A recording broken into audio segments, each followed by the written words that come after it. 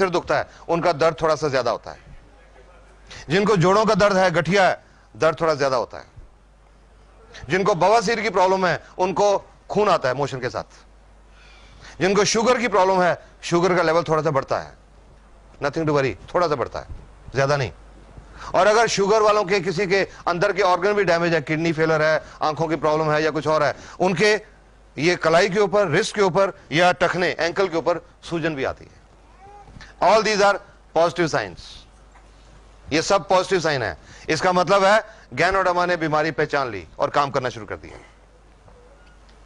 लगभग महीना 1.5 महीना पहले मेरे को एक औरत का फोन आया, लगभग 4 महीने पहले उनकी कुछ प्रॉब्लम थी जो अल्ट्रासाउंड में भी शो हो रही थी।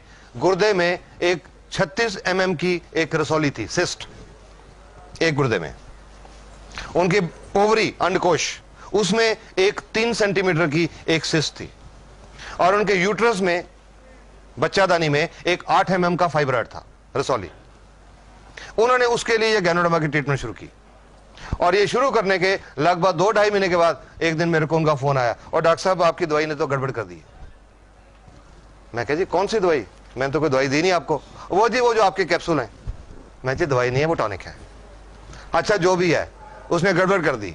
मैंने कहा क्या हुआ जी? कल मेरे को बहुत दस्त लगे शाम को, और आज सुबह खून भी आया साथ में। मैंने रात को भी नहीं खाई, सुबह भी नहीं खाई, खराब कर दिया इसने। मैंने तो उनको एक ही क्वेश्चन पूछा कि आपको कोई पुरानी बवासीर की शिकायत तो नहीं है? वो तो जी 10 साल से है। मैं कहा गैनोडर्मा वही दिखा रही है, क्या आपके अंदर वो भी है? इसके लिए कुछ नहीं करना, 1-2 दिन में ठीक हो जाएगा। उसके बाद फोन नहीं आया। उसके बाद लगभग 1 महीने के बाद वो औरत अपना फरवरी के महीने का अल्ट्रासाउंड करा के लाई। पहला सितंबर का था, फरवरी का अल्ट्रासाउंड। उस अल्ट्रासाउंड रिपोर्ट के मुताबिक जो ओवरी में सिस्ट थी वो अब नहीं थी, जो यूट्रस में फाइब्रॉइड था वो अब नहीं था, और गुर्दे में जो 36 mm की सिस्ट थी वो अब 20 mm रह गई थी। About 3.5 months। तो मैंने उनसे पूछा कि जी आपने उस दिन फोन करके मेरे को कहा था, आप घबरा गए थे, तो आपने उसके बाद मेरे को बताया नहीं। कहते जी आपने बताया था 1-2 दिन में बंद हो जाएगा, दूसरे दिन बंद हो गया, कुछ नहीं करने की जरूरत पड़ी। And now she is so happy. So ganoderma दिखाती है कुछ अंदर, आपके पूरा स्कैनिंग करके एक पहले लिस्ट बनाती है कि आपके अंदर ये है, ये है, ये है, ये है, सारी बीमारियां ढूंढ के बताती है, और वो किसी रूप में बताती है एलमेंट रिफ्लेक्शन। इसका जो एलमेंट रिफ्लेक्शन का जो पीरियड है, एवरेज पीरियड 1 सप्ताह से लेकर 3 सप्ताह तक है, 1 week to 3 weeks।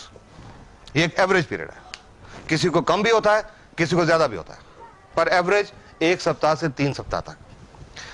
ज्यादा खास तौर पे उनको होता है जिन लोगों ने स्टीरॉयड बहुत खाए होते हैं। Steroids, Wysolone, dexamethasone, betamethasone. कोई आप लोग जानते हैं स्टीरॉयड क्या होता है? बहुत हार्मफुल चीज होती है, बहुत नुकसानदायक चीज होती है, और आज की दुनिया में लोगों ने बहुत खाए होते हैं अनजाने में। जानबूझ के नहीं खाते, अनजाने में। कैसे? एक आदमी को जोड़ दुखते हैं 20 साल से, एक एग्जांपल ले रहा हूं, जोड़ दुखते हैं 20 साल से, हर डॉक्टर को दिखा लिया, हर अस्पताल को दिखा दिया, और उन्होंने कहा जी आपका ये गठिया है, ठीक नहीं हो सकता। बैठ के घर में एक अच्छा दोस्त उनका आया, अरे मेरे को पता लगा फलां जगह के पे एक वैद्य है, देसी पुड़ियां देता है, उससे बहुत लोग ठीक हो गए। तो आदमी जाता है उनके साथ, वो वैद्य जी देख के ये लो जी महीने की पुड़ियां ले जाओ। वो दो दिन पुड़ियां खाते हैं, दर्द बिल्कुल ठीक हो जाता है। वैद्य जी की बल्ले बल्ले हो जाती है, ढंडोरा पिट जा रहे, बहुत बढ़िया वैद्य है। 30 दिन वो पुड़ियां खाई, बिल्कुल ठीक रहे, कोई प्रॉब्लम नहीं। उसके बाद छोड़ दी पुड़ियां, और 72 घंटे के बाद, 3 दिन के बाद दर्द पहले से ज्यादा बढ़ गया।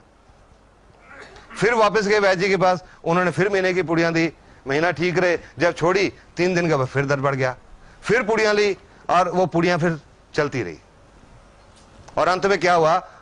वो बात होती है कि मैं कंबल छोड़ना चाहता हूं, कंबल मुझे नहीं छोड़ता। वो शरीर को लग जाती हैं, उनमें स्टीरॉयड्स होते हैं, शरीर को लग जाए उसके बिना फिर शरीर चलता नहीं। और ये जो स्टीरॉयड हैं ये सफेद मोतियां पैदा करते हैं, कैटरेक्ट, पेट में अल्सर पैदा करते हैं, और गुर्दे फेल हो रहे हैं। जब से अब गैनोडर्मा का काम शुरू किया, मेरे पास किडनी फेलियर के बहुत पेशेंट आ रहे हैं, और मैं समझता हूं, और उनकी मैं हिस्ट्री में गया तो मुझे लगा उनसे ज्यादातर लोगों ने कुछ देसी पुड़ियां खाई हुई थी।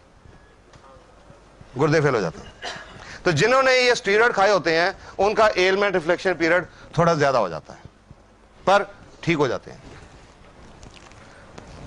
हर एक को शुरू में मैं यही राय देता हूं, किसी को गैनोडर्मा की ट्रीटमेंट जब शुरू करें तो जिससे भी आप ले रहे हैं उससे ये पूछिए कि मेरे को ये प्रॉब्लम है, ये बीमारी है, मेरे को क्या निशानी आएंगी, सो दैट आप उसके लिए मेंटली प्रिपेयर्ड हो। कई लोग मेरे को ये भी कहते हैं जी उनको बता दिया पहले कि गठिया है, आपको दर्द बढ़ेगा, तो वो तो लेगा ही नहीं हमसे। तो मैंने कहा वो बेटर है, बता के आपने बता दिया कि दर्द बढ़ेगा, ये अच्छी निशानी है, वो कहे मैंने नहीं लेनी, वो बेटर है। इसकी बजाय कि आप उसको नहीं बताओ, 15-20 दिन का दर्द बहुत ज्यादा हो जाए तो वो आपको भी ब्लेम करे और गैनोडर्मा को भी ब्लेम करे कि इसने तो खराब कर दिया। इट इज बेटर कि पहले से बताओ। तो मैं हर एक को बताता हूं। एक औरत आई थी मेरे पास लगभग 1.5 साल पहले, गठिया था 5-6 साल से, देसी पुड़ियां खा रही थी बहुत देर से, 2-3 साल से देसी पुड़ियां चल रही थी। तो मैंने उनको बोला था आपका ये जो एलमेंट रिफ्लेक्शन है, दर्द बढ़ेगा, बाकियों के मुकाबले में ज्यादा बढ़ेगा, ज्यादा देर तक रहेगा, आप इसको टॉलरेट करेंगे तब शुरू करिए। वो जब औरत आई थी, चल के आई थी, लाठी लेके चल रही थी, मुश्किल से चल रही थी, साथ में 2 आदमी उनके रिश्तेदार साइड में चल रहे थे कि अगर कहीं पैर फिसल जाए तो उनको संभाल लें। चल के आई थी, बता दिया एलमेंट रिफ्लेक्शन, ठीक है जी कोई बात नहीं, मैं सोऊंगी। 22-23 दिन के बाद वो औरत दोबारा से वापस आई। इस बार वो 2 आदमी उनको उठा के लाए थे, घबरा गए ना सुन के, उठा के लाए थे। पिछली बार तो चल के आई थी, अब उठा के लाए थे। नॉर्मली ऐसा पेशेंट डॉक्टर को आके क्या बोलेगा, और डॉक्टर साहब पहले तो मैं चल लेती थी, आपने ये कह दे दिया तो मैं चलने से रहेगी। नॉर्मली पेशेंट यही कहेगा, पर उसको बताया हुआ था। जब मेरे एग्जामिनेशन टेबल पे लिटाया तो वो औरत पता क्या बोलती है, कहते डॉक्टर साहब इसका मतलब इसका असर शुरू हो गया, क्योंकि पता था उनको असर शुरू हो गया। मैंने उनको एक बात बोली, आपका ये जो पॉजिटिव एटीट्यूड है आप जल्दी ठीक हो जाओगे।